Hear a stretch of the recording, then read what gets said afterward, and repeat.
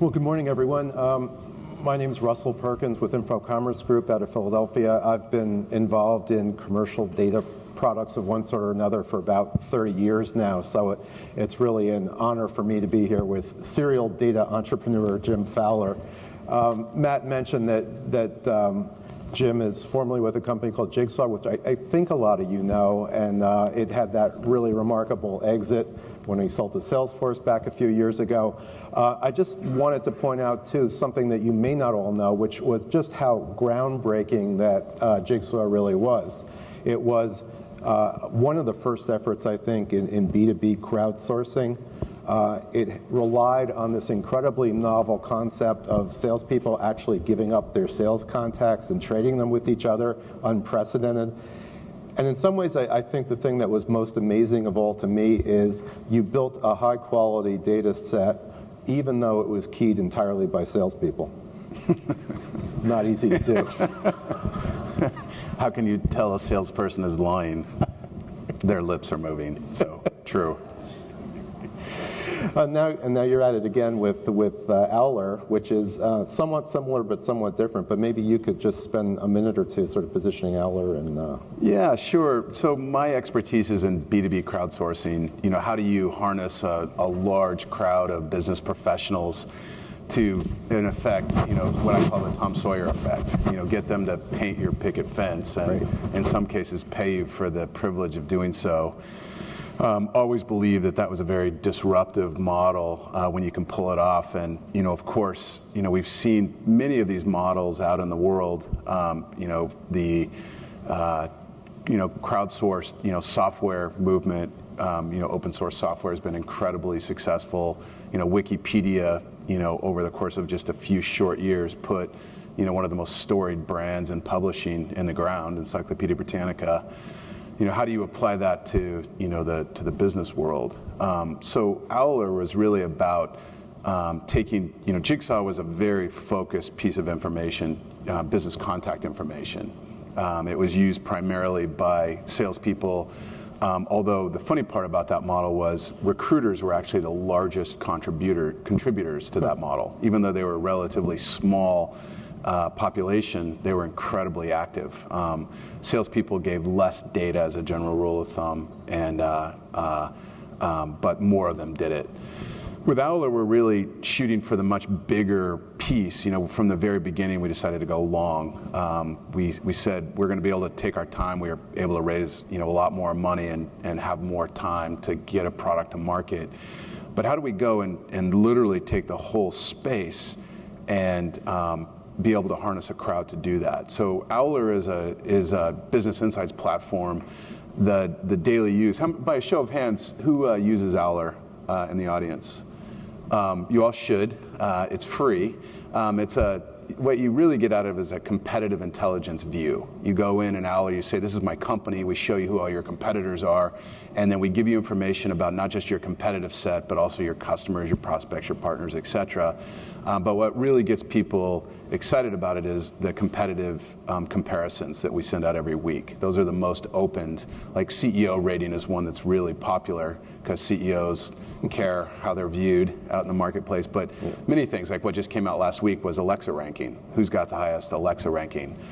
Every week we give a different view, and we wanted a product that every business professional on the planet could use. And what we found was even software engineers or accounts receivable accountants care how their company is doing vis-a-vis their competitors. Interesting.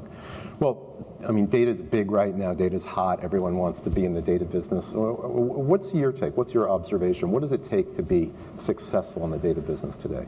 Well, we have to be honest about our business. Our business can be perceived from the outside as boring. And I think the first thing we have to do is spice it up. We look at the sexy, companies that everyone reads about in the headlines every day. They're different. A lot of the data companies, even when wildly successful from a financial perspective, are unknown. Yeah. A great example that strikes me is FactSet. It's a company that I think a lot of people in the world have never heard of. It's twice as big as Dun & Bradstreet from both a revenue and a market cap perspective. Yet flies under the radar, but produces a lot of alpha for the investment community. So I think the first thing about data is around how do we spice it up a bit? How do we give it a personality? And I think that that's something I've put a lot of personal thought to. Could you use sort of Fowler or Jigsaw and just sort of give us a case study on how you built that element in? Sure.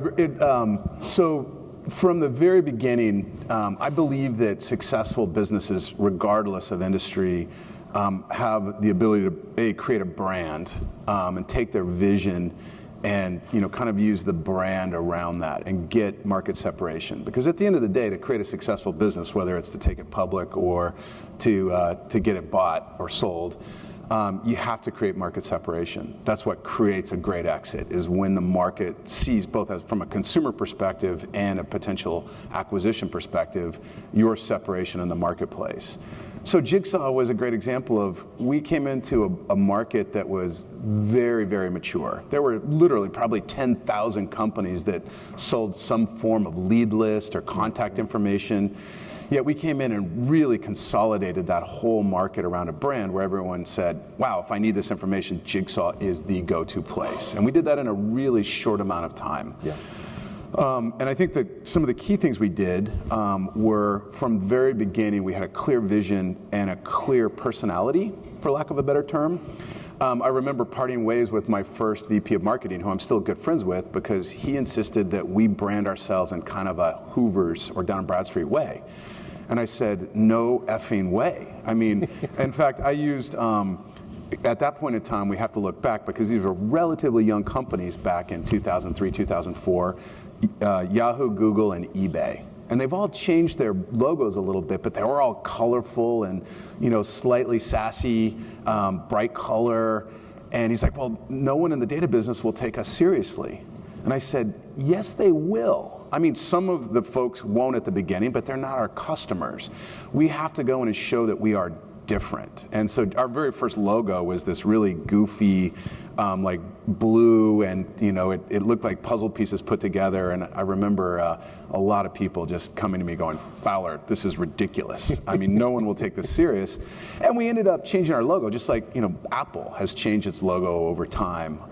Companies as they mature, but we always had bright color. It was always about a big personality, so that the market knew who we were. I mean, I really believe that that's a critical aspect of building value into any business, is you have to show your personality. People do business with people they understand, or companies they understand, and usually that personality is a reflection of the founder. It's the founder's job, in my opinion, to set that vision, strategy, and culture of the company. It has to be clear to the market. Yeah, interesting. I'd also be interested in your thought on the whole concept of disruption. So many of the new data startups, and all startups, frankly, these days seem to be involved in disrupting a market. And I'm wondering, do you really need to disrupt a market, or is that just simply a bigger opportunity that they're chasing? Well, I'm Silicon Valley based, and disruption is a massive word, and that's what we live for in the Silicon Valley. How do we go completely disrupt industries? And we put a lot of thinking and thought toward that. But my belief is, and there's a common saying in the Silicon Valley, that there's no new ideas. There's just new execution. I mean, look at Facebook as a great example. I mean, MySpace owned that market, and they had gone in and taken away 3 or 4 other plays before them, yet they came in and they just executed. Groupon, right. Great Chicago company, to take one that basically took an old tired couponing idea that had been done dozens and dozens of times, and literally found a way, at least for a period of time, and taking it public and produced a lot of return to their shareholders. Right. They just executed differently. Both of my companies are exactly the same. I mean, these are very mature industries. We're just taking a very different approach to compilation. Yeah. So to me, the disruption is really not around some brand new idea. It's really about how do you go execute and get that market separation that creates it. At Jigsaw, for example, one of the things I'm most proud of that we did is we created the concept of data as a service. We basically came in and said, what's more valuable, the container, i.e. the software, or the data in the container? Well, anyone with half a brain will tell you that the data is more important than the container. Yet here's Salesforce out there. Mark Benioff is a marketing and positioning genius. But how do you take an old concept, CRM, spiff it up. At that point in time, before cloud, it was SaaS, and before that, it was application service providers. I mean, there's been names for this, for decades, and completely get the market to think it's something new. Well, we came along and said what Salesforce is to SaaS, Jigsaw is to DaaS, data as a service, and we sold our product on a per-seat basis exactly like SaaS did. I mean, that's what was getting all the models. Yeah. Did we disrupt? No, we just positioned for market separation. And I remember saying that once in an audience, and someone goes, Salesforce should buy you guys. It's like, really? Well, that's a great idea. Hold that thought. Yeah. We were actually in process at that point in time when it happened, so. Interesting. Well, that sort of raises an interesting question about this cultural East Coast, West Coast divide on and how you think about information. I mean, I hear, at least from the data perspective, some people say so the East Coast compiles and the West Coast codes, and some people will even suggest there's some disdain on the West Coast for data and content itself. It's just that stuff you put inside our wonderful software. Is this true? Is that a reality? Well, as someone who's had feet on both coasts, right? I mean, most of the people in this room are from. Let's see a raise of hands. Anyone who's west of the Mississippi, company based. Definitely a minority in this room, and always in these types of conferences. Most data companies come from the East Coast. The storied names are all East Coast, and West Coast is known for software for sure. I see disdain on both sides, having lived on both. Certainly there's a Silicon Valley arrogance, and well-earned in many cases. I mean, a lot of the world-changing technologies that have just, are in the forefront of our conscious all, originate there. And, a lot of folks in the Silicon Valley talk about it, being like it was in the Renaissance. And I agree with that. It's really exciting and fun. Anything is possible. But I also think that, I have a saying about the West Coast and Silicon Valley companies in particular. They're full of leaders, but terrible with management. The East Coast companies, I think, are really good at managing growing organizations around management, whereas the leadership, the thought leadership, is really pushed hard on the West Coast. But I do agree for the most part that I see expertise on the East Coast in terms of compilation and distribution of information. They know how to compile, whereas the West Coast is much more likely, in my opinion, to just completely break the rules, think about it completely differently. And I think the East Coast looks at the West Coast sometimes and goes, you guys just don't get it, and vice versa. It's pretty funny to watch, actually, having spent a lot of time in both places. That's interesting. And does that sort of trickle down to the investment attitudes as well on the West Coast? Is that a real swing for the fences kind of mentality, or? Well, certainly. So, Jigsaw, we raised $18 million in 3 rounds of funding. Fowler, we raised almost 20 in 2 rounds. I think that the West Coast, for those of you who are not familiar with the West Coast venture capital model, it's basically out of 10 investments, 5 are going to fail miserably, just full on fail. 2, you might get your money back, your investment back. 2 are going to be pretty reasonable return, but they're looking for that 1 out of 10 that just crushes it. And that's how they do their model from the beginning. And I think the East Coast is more European, not anywhere near European, but more European influenced around failure. There's more repercussion for failure. More, we want to invest in something that has a much higher chance of success. I think East Coast is more likely to bootstrap it, whereas West Coast is more likely to go and say, let's get a bunch of capital, let's go long, and we need capital to do that. Yeah. And I admire both, by the way. I truly do. And I think every business model, I have entrepreneurs that come to me all the time and say, should we raise money? You've done it a lot. Should you? And I say, well, let's talk about your business first, because there are businesses that I would bootstrap, and then there's businesses that I would say, you need to go raise money. Yeah. And does all that lavish funding on the West Coast sort of up the stakes for everybody else? I mean, can you really still bootstrap yourself in the data business these days? I absolutely believe you can. I mean, Jigsaw, it was, I was a first-time tech entrepreneur at that point in time. We had to start driving revenue right away. And revenue is a beast once uncaged, must be fed. You have to grow. The only thing that matters for any of our businesses is growth. And however you measure it, like Fowler, our growth is right now, although we're starting to really drive revenue, that's very recent. We had the luxury, like say LinkedIn did, You had Reid Hoffman, who had a huge hit from PayPal.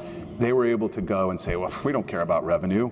Let's drive user growth and adoption and engagement. That's what creates shareholder value. And in the Silicon Valley, that's what gets valued.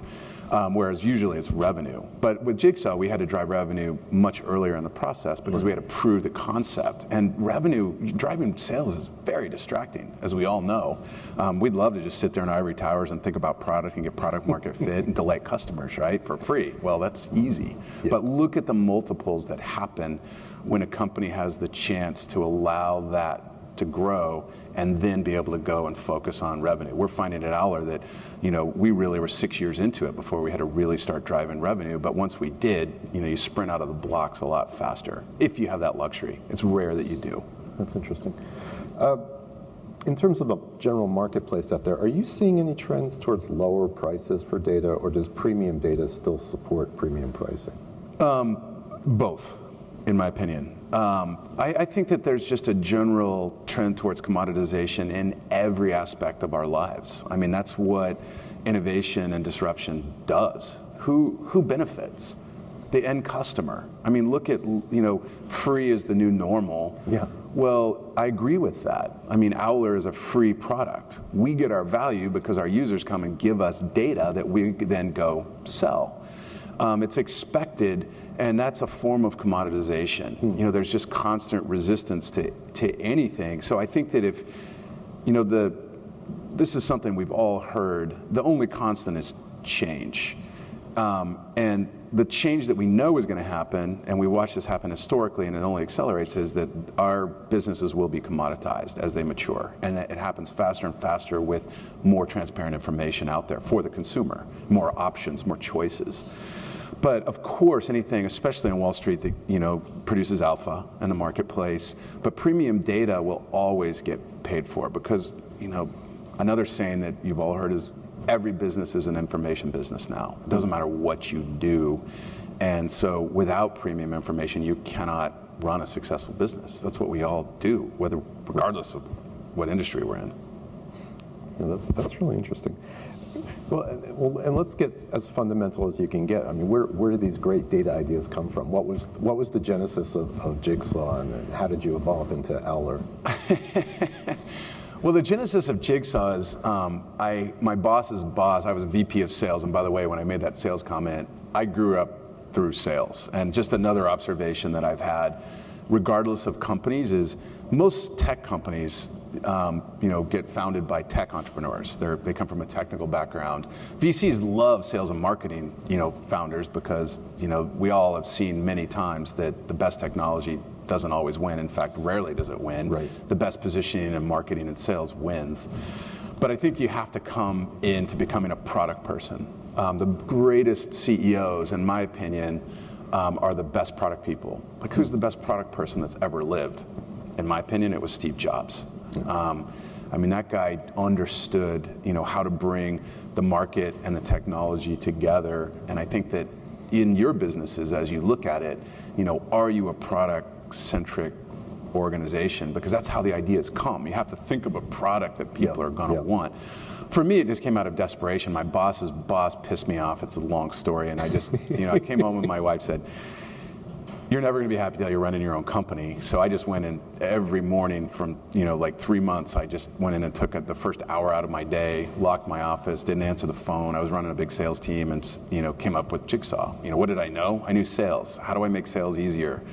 Well, that was where Jigsaw came from. Fowler was different. I actually had that idea, coming out of Fowler, because I remember, sitting down and I remember Mark Benioff, going, "Why do we spend so much money with Dun & Bradstreet and so little with Jigsaw?" They were customers of both. And I go, "Well, it's probably credit, Mark." And he goes, No.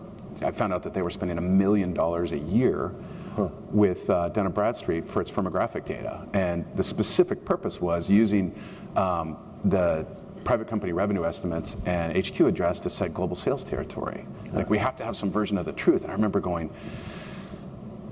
I can't use the exact words that I used on this audience, but I said there was much to be desired on that set of data, and just realizing how low that bar was and starting to think, how would I leverage a crowd to do that. Yeah, interesting. And so to me, the idea, luckily I think most of the people in this room, you've already got your idea. Now the big question is, how do you position the company to get market separation? How does the market do that? And that's the real secret sauce, I think. That's interesting.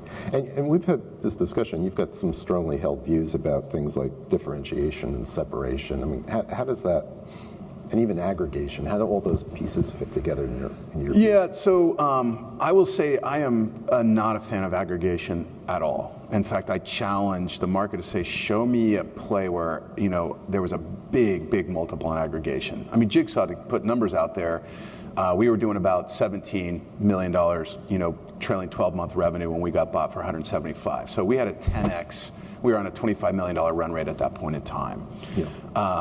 We had a 10x at that point in time, and that you just don't see that in the data business. So why? How do you get it? Right. I think aggregation is one of the killers. I have steadfastly refused to ever take data into our data set that we didn't compile ourselves. And I think the statement that I make is that the data superhighway is littered with the carcasses of aggregators. Because at the end of the day, the companies that go compile a unique set of data that the market perceives as having separation, they're the ones that make all the money. Look, hats off to Dun & Bradstreet. I have publicly at Jigsaw, you have to be David versus Goliath, and it gets press and all that kind of stuff. Right, so right. I have a huge amount of respect for what Dun & Bradstreet has done, but it is my duty as an upstart disruptor, to go out there and hammer on those guys as, the brand that people identify with the most, right? So you're just always looking at, how do you do it better? They're slow-moving brontosaurus, but they're big, right? So the point that I would really make is that I'm just a big believer in you must compile a unique set of data, and the market must understand the value of it and why what you do is different. Yeah.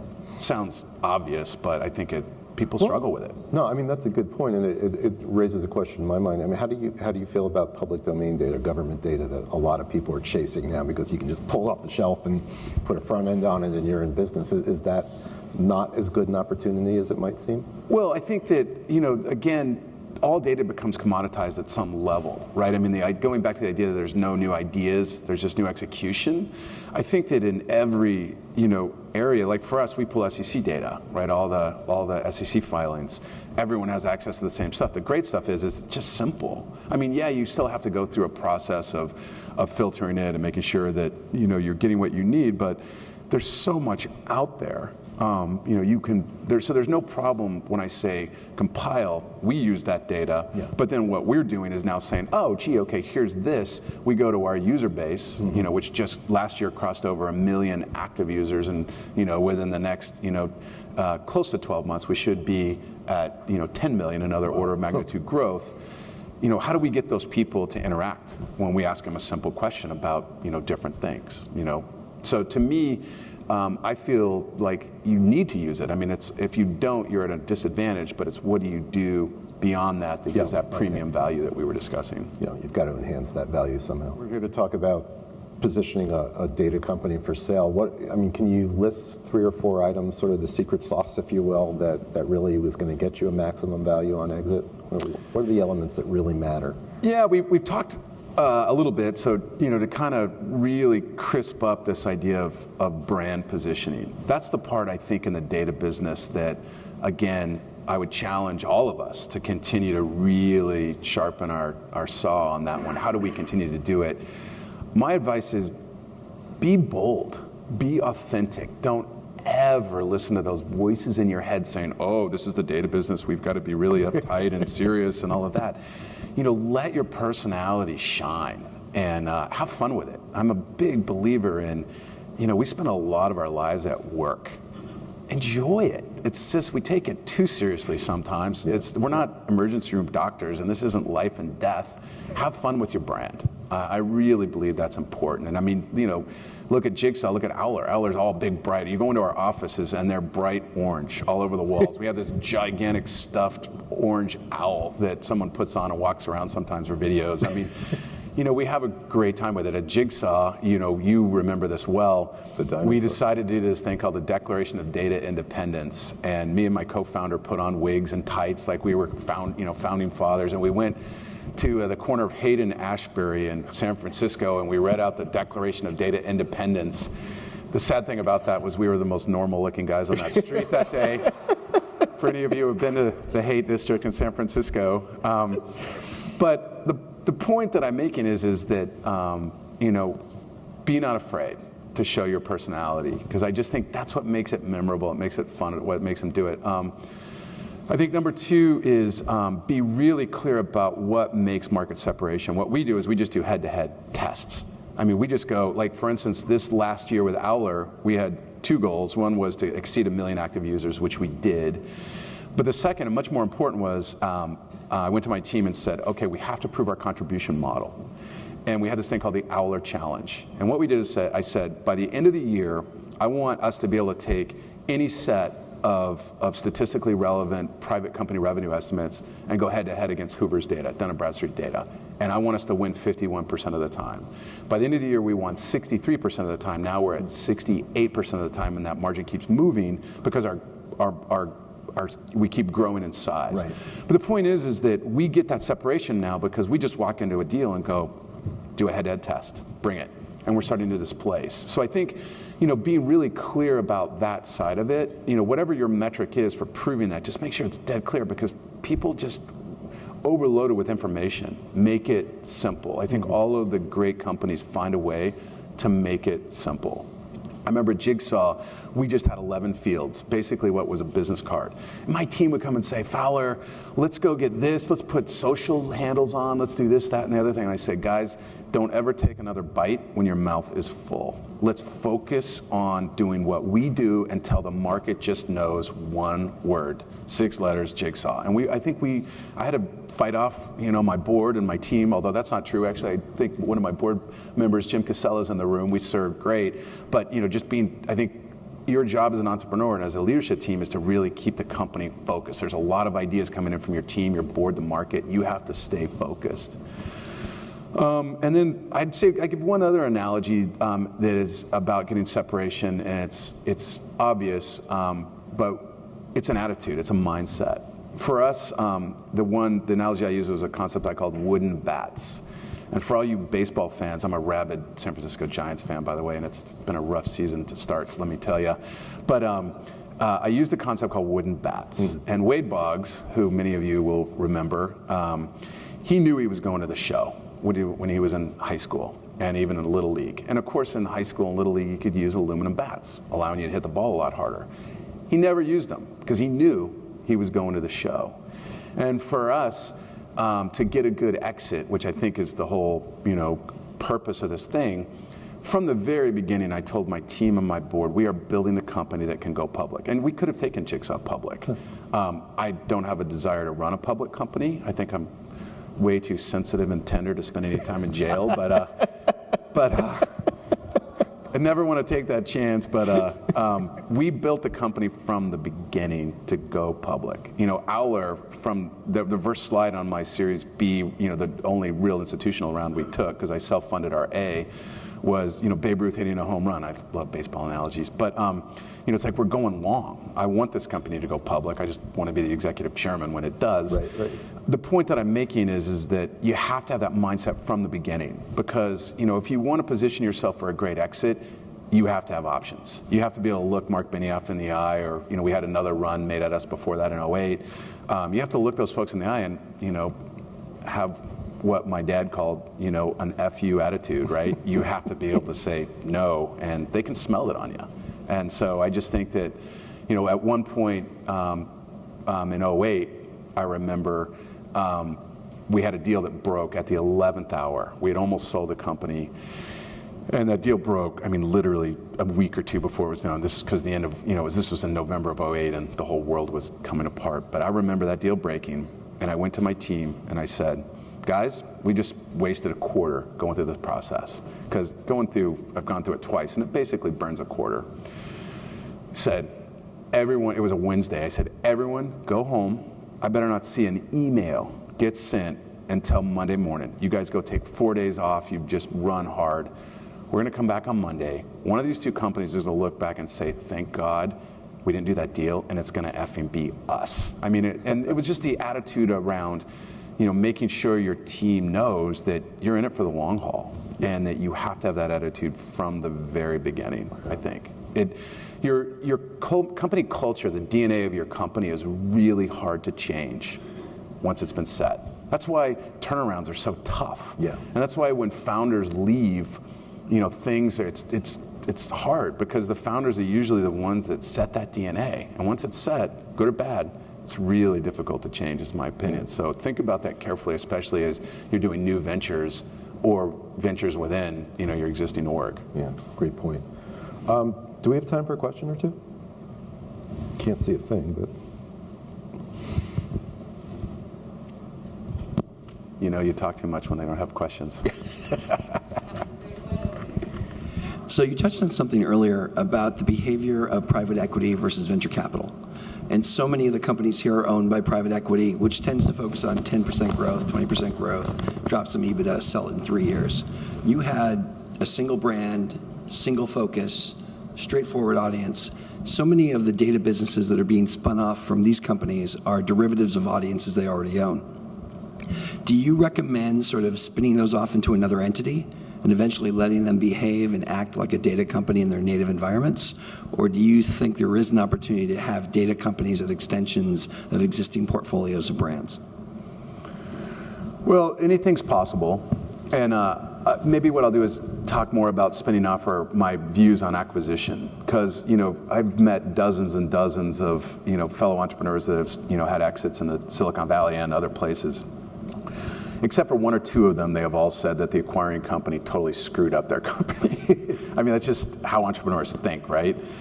So my personal opinion is when you go through the process of spinning off, the most important thing for innovation and allowing that, that 10x growth that we all want is, it's not as much about the money, in my opinion. It's about giving that entrepreneur the belief that they have a lot of autonomy. And the way that I would think about it, in fact, Jim Casella, who, if you're still in the room, he and I have had lots of meals talking about it, because I think Jim does it very, very well on all the acquisitions he does, is how do you lock in those entrepreneurs that are the ones that are providing that, they're the ones with the ideas and the passion and the vision that get everyone to, the Pied Piper effect of it. I think the way I would recommend, it's not necessarily the structure of the company, it's the mindset around, if I were to go acquire a company myself, and I've never done that, I would say, look, we can't do the growth that we need without you. So I want you to think about this as all we're doing is replacing your board of directors with us. We become your board. And we're going to put a lot of wind in your sails from the parent company around marketing and sales. I mean, for instance, Salesforce, when we got bought, they put more wind in Jigsaw sales 5 minutes on that Dreamforce stage than we did in the 5 years previous. I mean, these companies have amazing ability to push out to the distribution network. So to me, the real function to get that growth is allow an innovative environment, which we all know doesn't happen very often. Entrepreneurs just get sick of the BS and walk. So to me, that's the key, not the structure, but how do you get that feeling of innovation? And be clear about what return you want. PE has a very specific idea in their return, and that's about operations. They don't get into companies that are pre-rev for them. Never do they. It's all about operating teams and how do we just continue to innovate it. Folks, unfortunately, we're going to have to stop right there. I'm sure Jim and Russell would be happy to talk to you one-on-one. Let's give them a round of applause, please. Good job. Thanks, Russell. Always a pleasure. We're going to take a minute to switch out our mics, and we're going to be starting up with the next session on user experience.